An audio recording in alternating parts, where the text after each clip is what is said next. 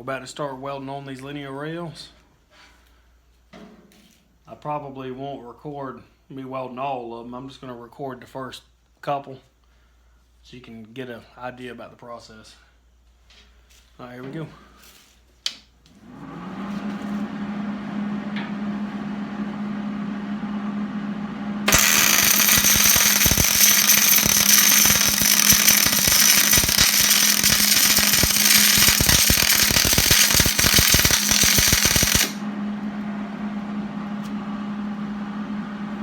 Normally I would tape off these linear rails, but unfortunately I'm out of tape, and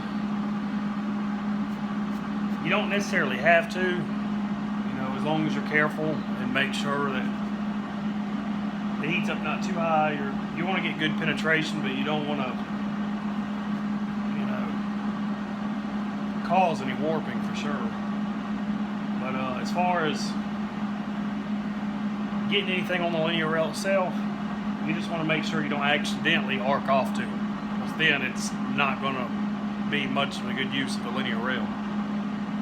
So you'll weld it on top, weld it on bottom, and then work your way all the way down. But at the same time, you're going to move this gauge, the plate that we have on the bearing block. We're going to slide it down as we weld to make sure that we keep the right height of the linear rail all the way down. Yep.